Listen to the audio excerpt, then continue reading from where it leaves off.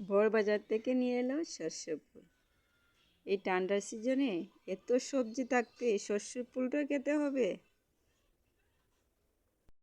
প্রথম ভাবলাম ফেলেই দেব, পরে ভাবলাম না, নিয়ে যখন এসছে শখ করে খাবে বলে, তাই একটু কষ্ট করে বানিয়েই দিই।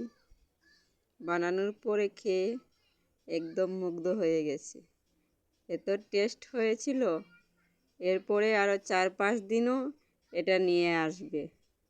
ও এমনই, তোমরাও সবাই যদি কেউ কিছু আনে বানানোর জন্য, খেতে চায়, বানিয়ে দেবে, দেখবে অনেক খুশি হয়ে যায়। তোমরা যারা সর্ষে ফুলের বড়া খাওনি, অবশ্যই একবার খেয়ে দেখবে, দারুণ লাগে খেতে।